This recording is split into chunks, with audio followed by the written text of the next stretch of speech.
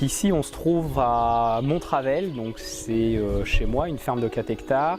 Donc Montravel se trouve sur la commune de Vosroux, donc territoire de Gâtine, entre Parthenay et Niort.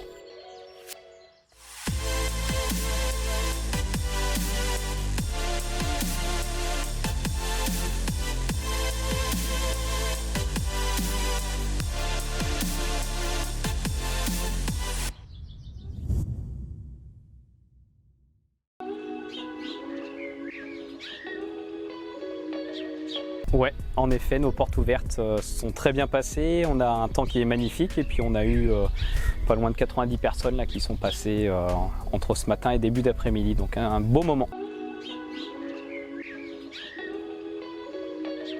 Moi j'ai été jusqu'en première scientifique parce qu'on nous disait votre objectif c'est le bac et puis moi la question c'était de dire oui mais enfin après le bac qu'est-ce que je veux faire. Je me suis vraiment remis en question, j'ai découvert finalement après ébénisme, menuisier où c'était les métiers qu'on connaît le plus, de rencontrer la bonne personne qui m'a dit mais toi vu ton profil tu vas kiffer le métier de charpentier. Je dis mais je connais pas moi le métier de charpentier c'est quoi.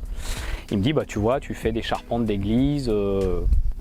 Fais un stage pendant 2 semaines pendant tes vacances de Pâques et puis on en reparle. Donc j'ai eu la chance de faire, ça a vraiment été le métier qui me correspondait bien. Je pense que si j'avais fait une formation de menuisier, j'aurais arrêté.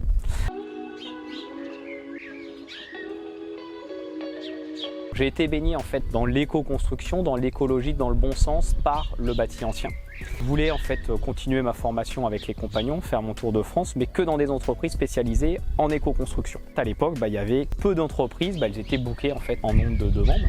Donc j'ai dit pourquoi pas créer mon entreprise, et créer son entreprise serait intéressant. J'avais 19 ans quand j'ai décidé de créer, 20 ans quand j'ai créé l'entreprise. On pouvait être jeune et faire de l'éco-construction. J'ai démarré donc en 2007, c'était septembre 2007, juste avant le Grenelle de l'environnement. On a créé la marque qui s'appelle Westwood Tiny. Au début, c'est Bois et Paille qui construisait les tiny house. Et quand j'ai revendu l'entreprise, on a gardé avec Grégoire l'activité tiny house qui est aujourd'hui à peu près 80% de mon temps, 90% de mon temps de travail.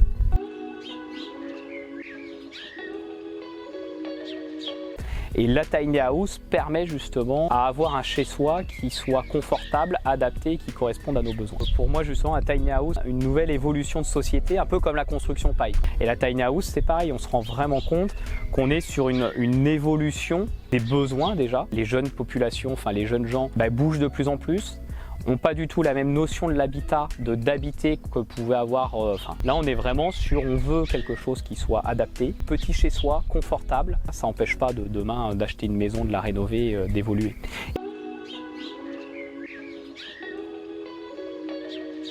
Alors, ce qui m'a emmené à la tiny house, c'était la rencontre avec Grégoire, même si avant, j'avais une petite maison et j'avais commencé à construire ce qu'on appelait à l'époque roulotte. C'était plutôt une petite tiny house qui avait pour vocation en fait d'être une chambre d'amis. Rapidement, il y a eu le besoin d'agrandir à Bois et Paille, donc cette tiny house s'est jamais transformée sur des roues, mais elle a été posée sur des petites fondations, elle s'est transformée en bureau. Et au fil en fait, des années, je me suis rendu compte qu'on arrivait dans un nœud, c'est-à-dire qu'on avait un coût de construction qui était de plus en plus élevé, de plus en plus cher. Avec des enveloppes budgétaires, les gens n'ont pas plus de budget qu'avant, voire de moins en moins. Donc je me rendais compte d'année en année que nos profils, en fait, c'était principalement des gens qui avaient retraite, c'est-à-dire un capital qui pouvait pouvoir construire, ou certains types de profils, revenus. Et tous les autres, les jeunes, etc., avaient de moins en moins possibilité d'accéder à la propriété. On va utiliser, nous, beaucoup de matériaux qu'on appelle la biofibre, qui est donc un matériau biosourcé, fabriqué où? À la Cavac, qui est en Vendée. Donc on est dans un rayon de 50 km. On va utiliser, alors, au niveau des essences de l'ossature, on utilise du sapin, des bois résineux. Malheureusement, pas du Douglas, c'est beaucoup de sapin du Nord. Donc, parce que c'est un bois qui est plus léger que le Douglas. Mais on pourrait très bien envisager utiliser du peuplier en structure. On utilise beaucoup de peuplier. Parce que l'intérêt, c'est que le peuplier, c'est un bois léger. L'intérêt qu'on a aussi, c'est que le peuplier, c'est une essence locale. Vu qu'on est sur des petits montants, ça peut nous permettre justement de valoriser des essences beaucoup plus locales, mais qu'il faut qu'ils soient légers.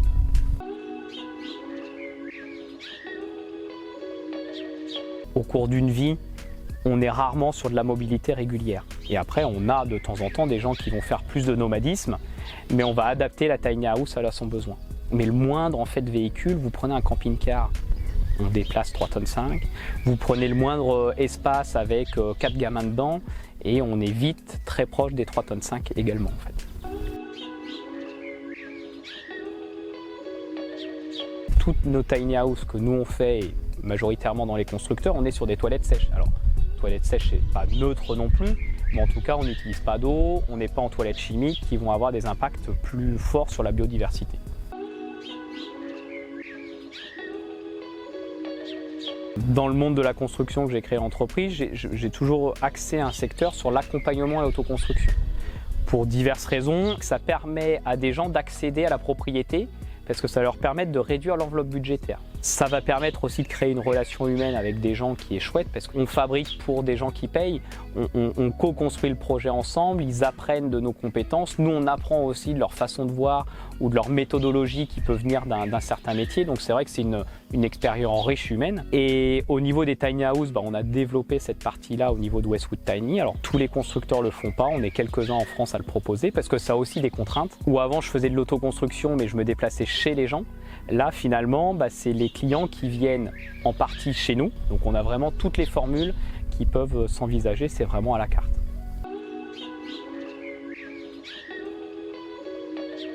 Les évolutions, le confinement. On a eu quand même énormément de demandes pendant le confinement, des gens qui se posent la question sur leur mode de vie, tout simplement.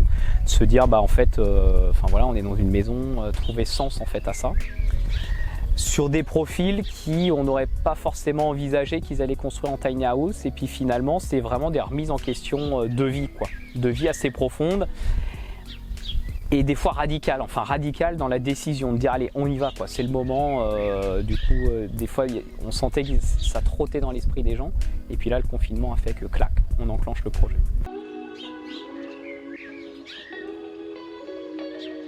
Une des réponses que j'ai à l'autonomie, c'est que je dis que c'est un luxe occidental, c'est-à-dire que nous on a la chance de pouvoir se vouloir de l'autonomie, mais quand on regarde construction de société sur l'humanité, en fait les villages sont organisés autour de pôles stratégiques, c'est-à-dire soit de carrefours de routes, mais aussi souvent de l'eau. Par exemple ici, on a un puits sur le lieu, c'est-à-dire qu'on est autonome, mais parce qu'on a un puits.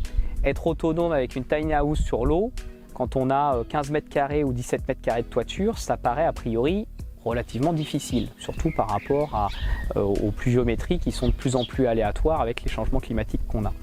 L'autonomie solaire, aujourd'hui, on a toutes les technologies qui permettent de le faire facilement, mais l'autonomie en eau est très compliquée à obtenir.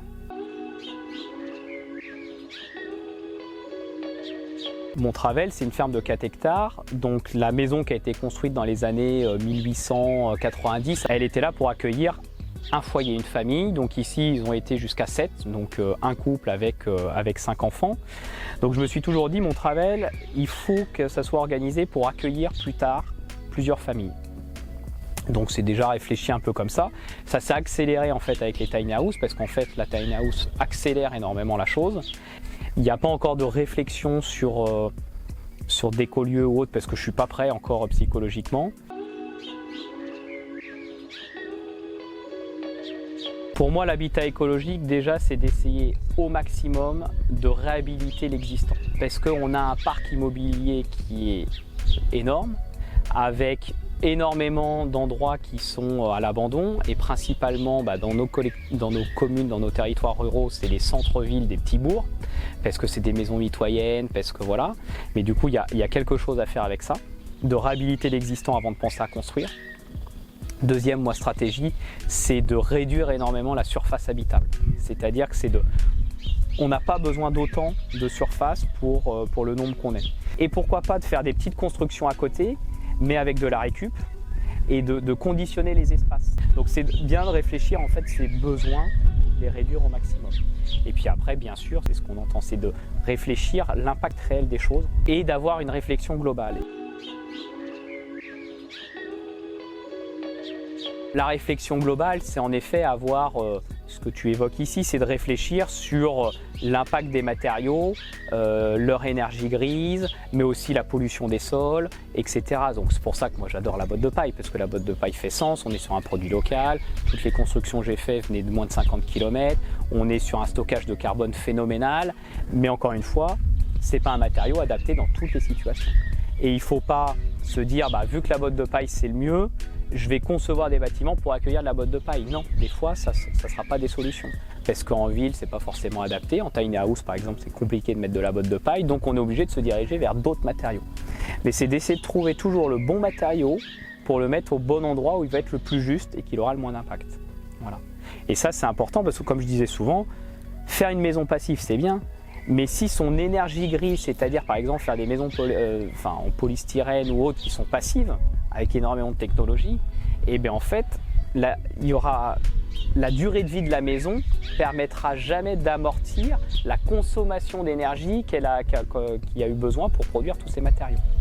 Donc il faut réfléchir, voilà, consommation de matériaux, énergie grise, recyclage, le maximum d'éléments, mais du coup c'est d'autres métiers, c'est des bureaux d'études qui doivent accompagner là-dedans, c'est des modèles de calcul qui le permettent.